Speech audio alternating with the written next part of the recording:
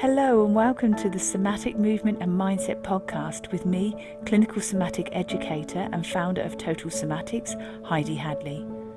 The Somatic Movement and Mindset podcast has been designed to help you gain a deeper understanding to how your mind and body work. You will learn about your amazing mind and body and why over time you can feel pain, recurring injuries and poor posture. Within this podcast, I will teach you why this doesn't have to be your future or the norm for you. Would you like to learn how to reduce pain, move freely, and gain a new lease of life? Let's get started. Hello and welcome back. Now, it's been a few weeks since you and I have caught up through the Somatic Movement and Mindset podcast because I've been holding this free video series which was on pain and stress relief. So hopefully you got to enjoy the 4-part series. It was really, really amazing to hear from so many people around the world and hear their eureka or their light bulb moments of what really hit home to them was about pain perception, about movement science, and how amazing your soma truly is. So I thought today what we could do with this episode is just to kind of develop on from that. And in actual fact, I just want to share some really interesting things that have happened to me in the last week, because I've had the privilege of being able to travel interstate here in Australia again. And I've spent time teaching in Melbourne. And so I just want to share a really amazing gem from what happened in a recent workshop when I was teaching practitioners about somatic movement, mindset, and mindfulness. So first of all, what I want to highlight today, and this is again from things that I'm seeing in my clinical practice or I'm hearing online, is that people come in and see me or they contact me online and they'll say things such as they feel tighter now than they did years ago and they can't move as well as they could. Plus, they're just noticing that their mobility is just getting less. They're feeling more aches and pains. And they're really thinking, is this it? Can they not get any more movement? And so before I answer that second part, let's just consider why they might be getting more rigid, why their mobility is impacted. Now, there's lots of factors that are involved with limited mobility, rigidity, pain, and also postural changes. It could be things like our habits, if we sit at a desk all day, or we carry a child on one hip, or we like reading or playing games on the computer, whatever age we are, or on our phones, we develop habits, don't we? And we shape and change our posture, and muscle tension will alter according to those habits. Likewise, life events, different things happen in our life and they can have a positive or a disempowering effect on us, and that will show up in different ways. There's also changes in our breathing. So either when we're very anxious, when we've had a period of time where there's been intense stress, our breathing is impacted. And so that's going to affect all the muscles around your rib cage, which in turn, if your ribs have no mobility, it's going to have a knock-on effect to your neck and shoulders. It will have a knock-on effect to your lower back and your pelvis.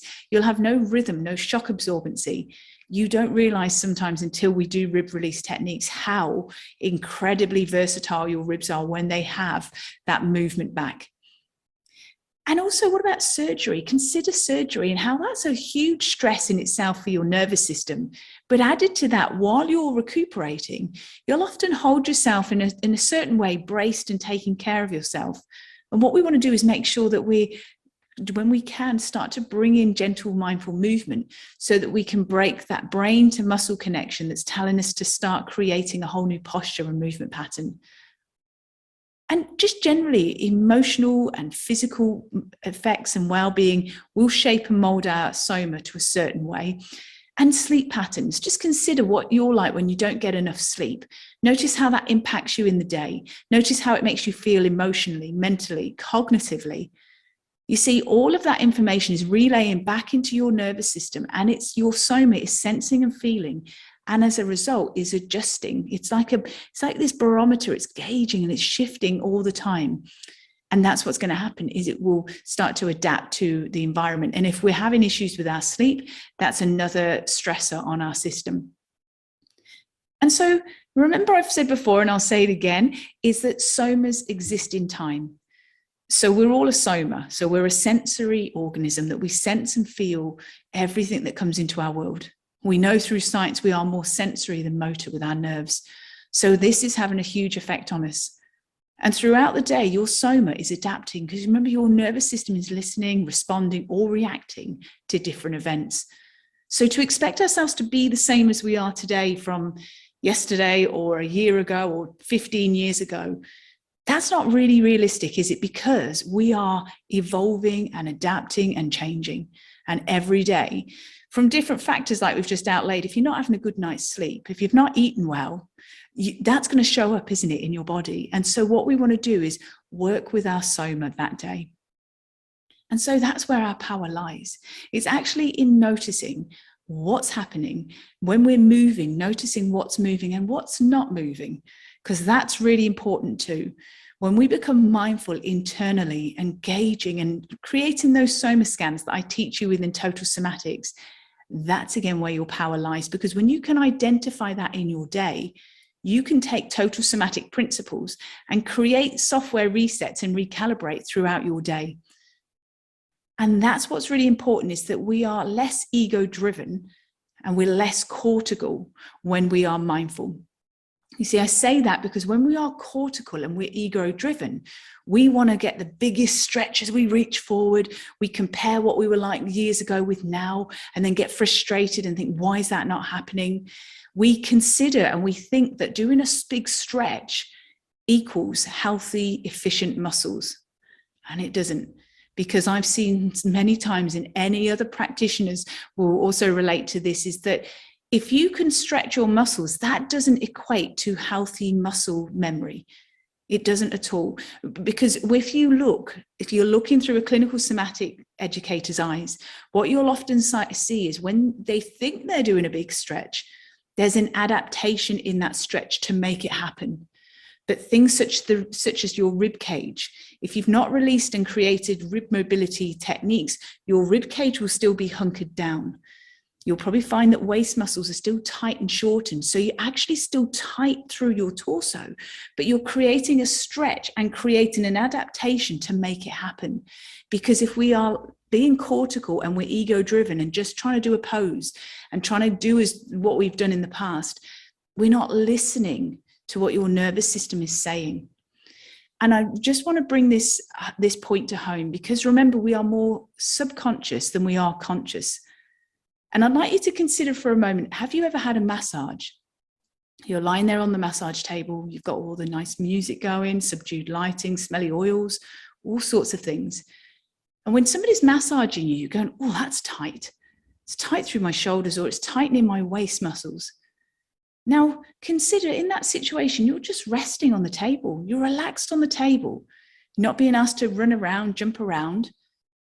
But your subconscious, which is in your brain, your subconscious is telling those muscles to stay contracted. You don't need to move them at that point. And to say, I want to just let them relax. If it's under your subconscious, it's no longer under your conscious learning awareness. It's a challenge to be able to do that.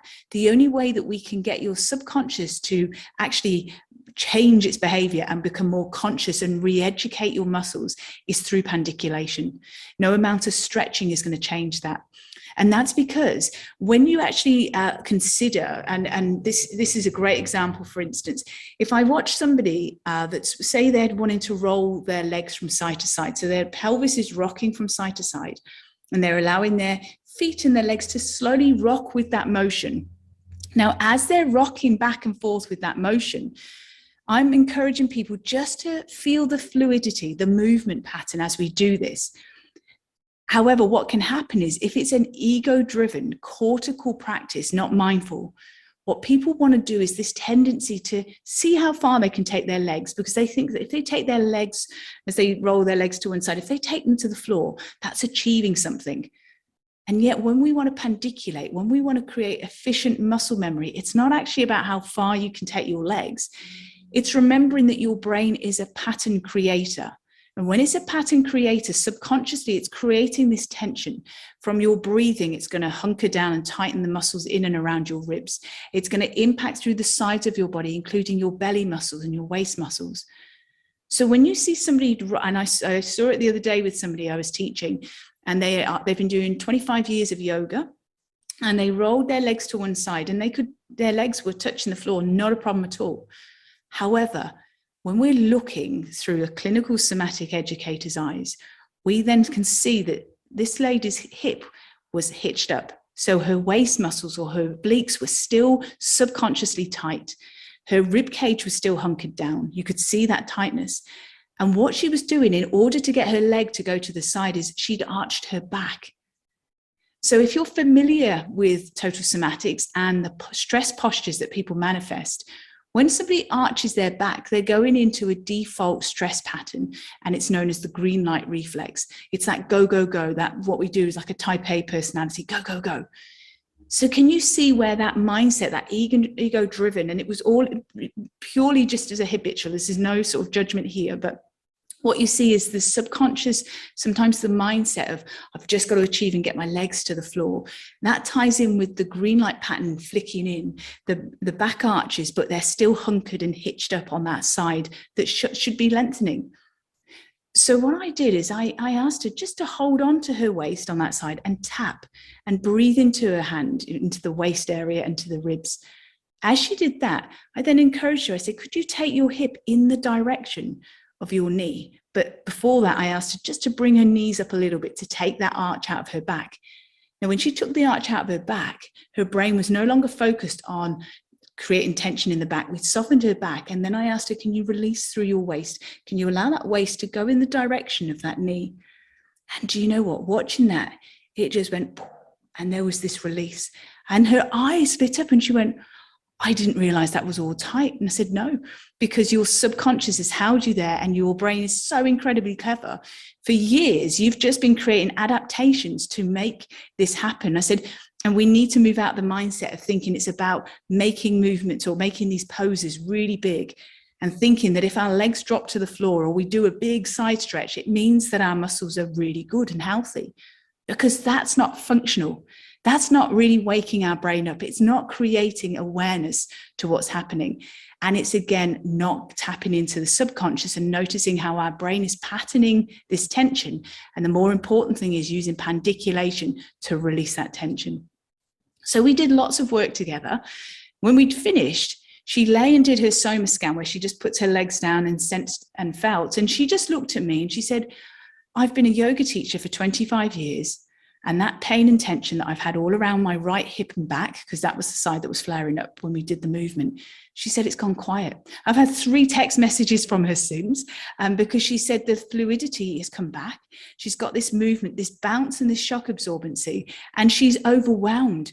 And she just said to me that she's always teaching about being mindful and slowing things down, but she realized how what she's been teaching is very different to what we actually do when we really knuckle down and focus on our subconscious, take away all of the belief systems of thinking we've got to make it big and thinking that stretching is the answer. As we know, it's about movement. We want to be able to move freely as we go into our later years. That's more important, to be able to have efficient muscle memory and know that we've got shock absorbency and create spirals in our movement, compared to just being able to stretch.